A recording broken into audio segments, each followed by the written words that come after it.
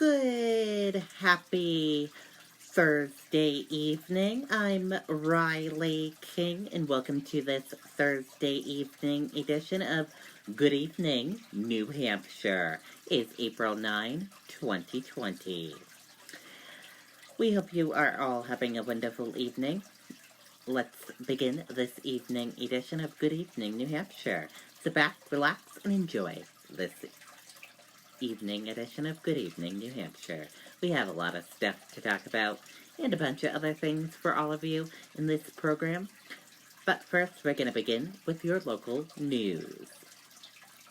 First up, social distancing in New Hampshire may be working, must be continued, health experts say. 3 more deaths related to COVID-19 reported.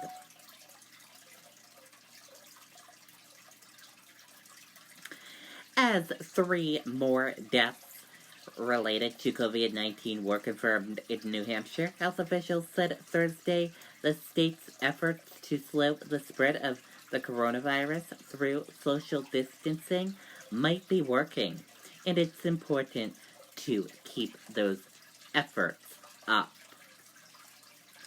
Dr. Benjamin Chan, the state epidemiologist, said it's possible that the rate of the spread of the coronavirus could be slowing, but it's too early to tell. He said it's critical that social distancing measures continue to be practiced, warning that multiple outbreaks could occur otherwise. Chan said it's likely that New Hampshire could hit a peak of infectionists in the next few weeks.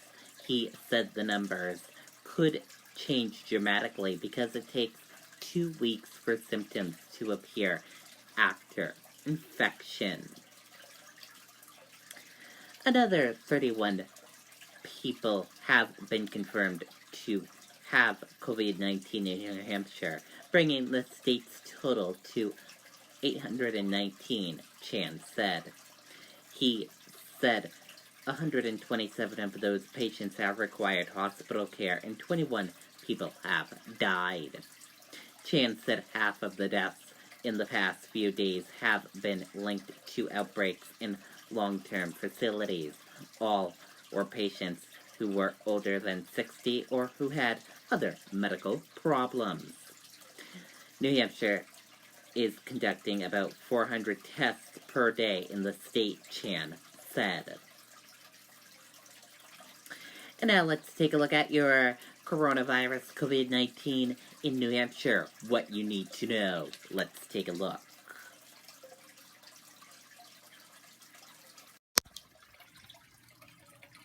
And here's that COVID-19 information now. 819 number of people in New Hampshire have tested positive for COVID-19. 4,032,438 number of people in the United States who have tested positive. 21 number of deaths from COVID-19 in New Hampshire.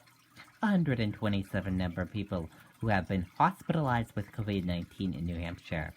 And 4,808 number of deaths from COVID-19 in the United States. This map of New Hampshire shows COVID-19 cases in towns and cities in New Hampshire.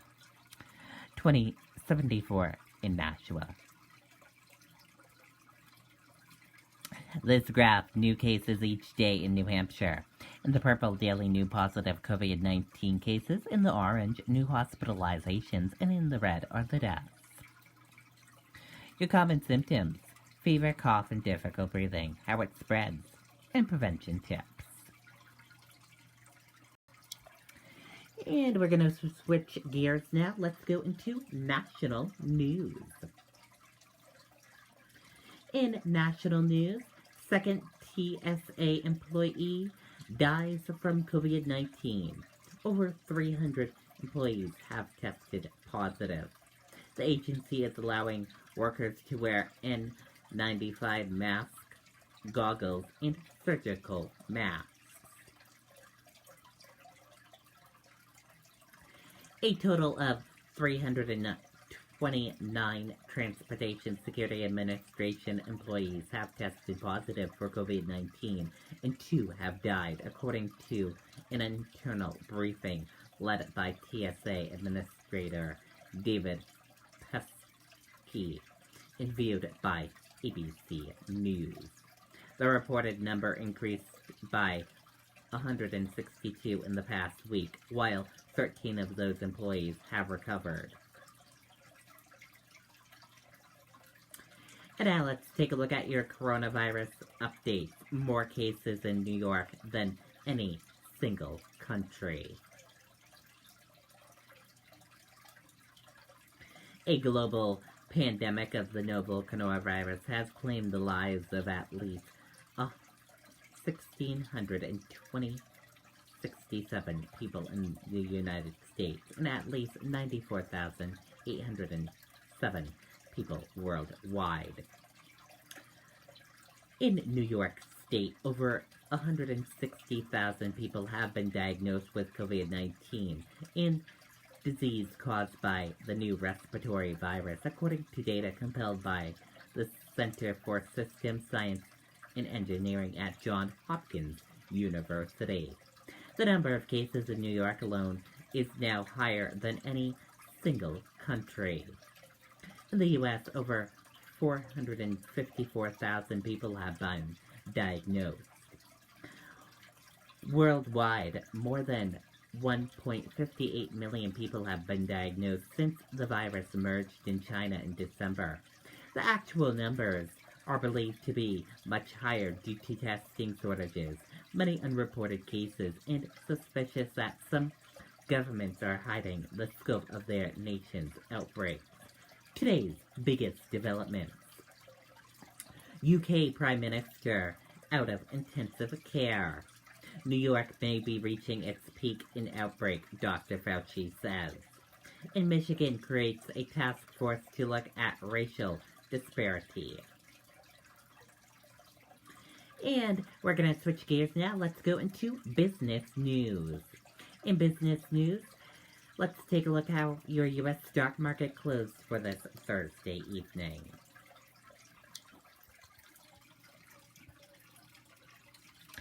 Your Dow Jones Industrial Average closed in the green and went up. Your Nasdaq closed in the green and went up. S&P 500 closed in the green and went up. Gold closed in the green and went up. Oil closed in the red and went down. US 10-year closed flat. Euro/USD closed in the green and went up. And VX closed in the red and went down.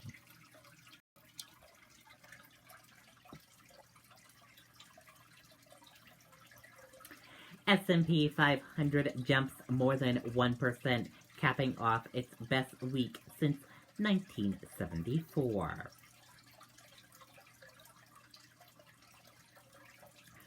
Stocks rose sharply on Thursday, wrapping up a big week of gains after the Federal Reserve detailed a wave of programs to support the economy during the shutdowns from the coronavirus pandemic.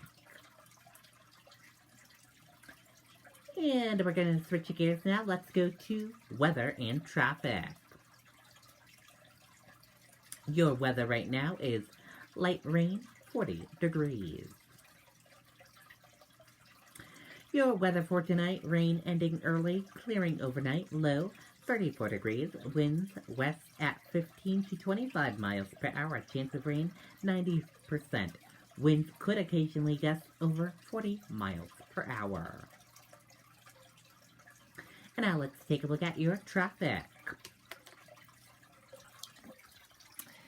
And here's a look at that traffic for all of you this evening. In Henniker, you're seeing smooth sailing. Hopkinton, smooth sailing. Bow, Pembroke, and Concord, smooth sailing. And we have a incident. Left lane blocked due to an accident on I-93 southbound at exit 15W. In Chichester, smooth sailing with some medium-paced traffic. Epsom, smooth sailing with some medium-paced traffic. Northwood, smooth sailing with some slow traffic. Lee, smooth sailing. Durham, smooth sailing with some medium and slow-paced traffic. Rochester, smooth sailing. Somersworth, smooth sailing. Dover, smooth sailing. And Portsmouth, smooth sailing. Maine, all smooth sailing with some medium-paced traffic. Rye, smooth sailing. Northampton, smooth sailing. Hampton, smooth sailing. Seabrook, smooth sailing into the border of Massachusetts. On 101, all smooth sailing on 101. Manchester and Hooksett, smooth sailing. Around the Manchester airport, smooth sailing with some medium-paced traffic. Bedford, smooth sailing with some slow traffic right here and medium-paced traffic. Amherst, smooth sailing, and Milford, smooth sailing. Merrimack, Nashua, into the border of Massachusetts, all smooth sailing. In between Nashua and Milford, all smooth sailing with some medium and slow-paced traffic here. Manchester, Londonderry, Windham, Salem, into the border of Massachusetts, all smooth sailing. And that is a look at your evening traffic this evening. And we're going to switch gears now. Let's go into New Hampshire Life segment. Into New Hampshire Life segment, Hampton Company ramps up production of reusable N95 masks. Let's take a listen to that video from WMUR News 9.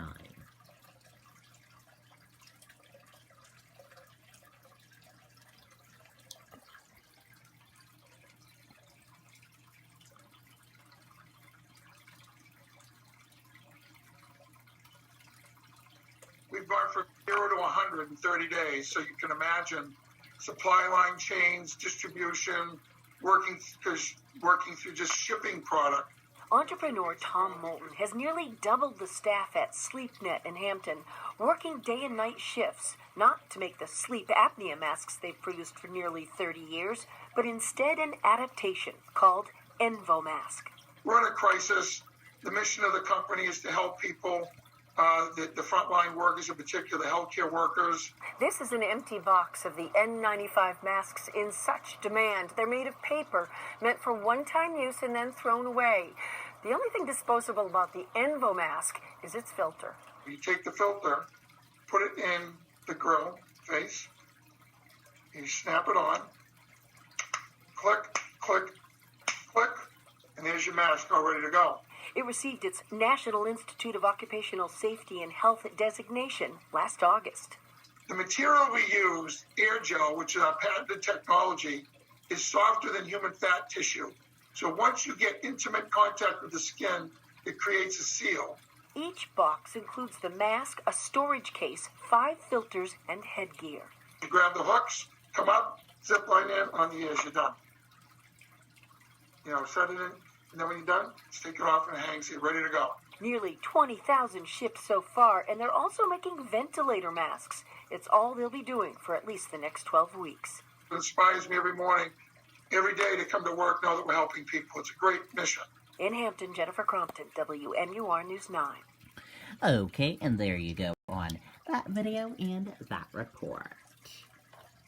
And we're going to switch gears now. Let's go into your TV listing TV guide. What's on TV for tonight?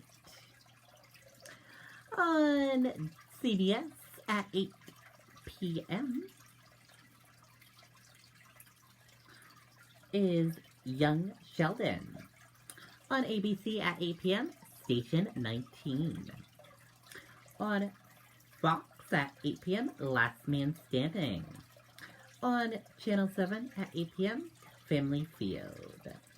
And on NBC, Superstore at 8 p.m.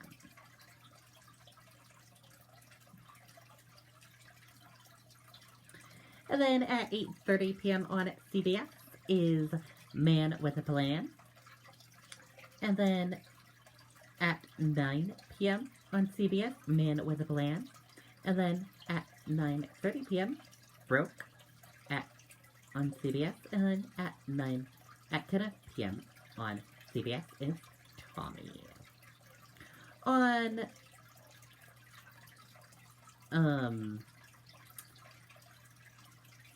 ABC at 8:30 p.m. Station 19, and then at 9 p.m. Grey's Anatomy, and then at 10 p.m. How to Get Away with Murder. On Fox at 8:30 p.m. Last Man Standing, and then at 9 p.m. Matro Simiar, and then Boston 25 News at 10. On 7, Family Feud at 8:30, and then 7 News at 9, and then 7 News at 10. On NBC, on at 8:30, Brooklyn Nine-Nine, and then at 9 p.m., Will and Grace, and then at 9:30, Inhabited, and then at 10 p.m., Law and Order Special V. And that is a look at what's on TV tonight. And now let's go to some entertainment news. In entertainment news, Tom Brady says Giselle wasn't satisfied with their marriage. I needed to make a change. Let's take a listen to that video from Access Hollywood.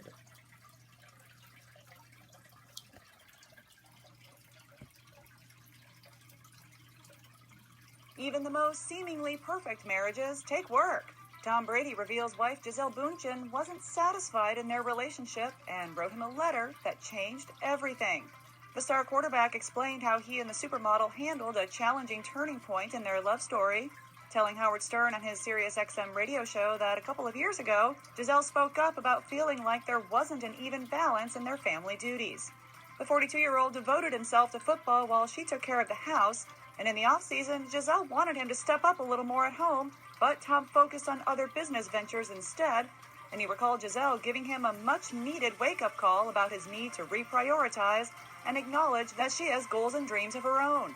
Tom shared that the situation wasn't great and he needed to check himself and make a change, adding that he became resentful of the issues at first and he and Giselle talked through the rough patch in counseling, but a personal gesture on her part ultimately helped them find their happy ending again. Tom recalled a letter Giselle wrote to him that he still keeps in a drawer to this day, sharing, quote, "It's a very heartfelt letter for her to say, this is where I'm at in our marriage, and it's a good reminder for me that things are going to change and evolve over time. What happened and what worked for us 10 years ago won't work for us forever because we are growing in different ways." Making the effort to grow together and not apart is a key to overcoming marriage obstacles, Tom said, and he has since seen major professional changes in recent weeks, too. Announcing his decision to step away from the New England Patriots, his team for 2 decades, and sign with the Tampa Bay Buccaneers. He and Giselle tied the knot back in 2009 and now seem more in love than ever. Last year, Access Hollywood caught up with the pair on the red carpet, where Tom said Giselle's not afraid to tell him when to step it up.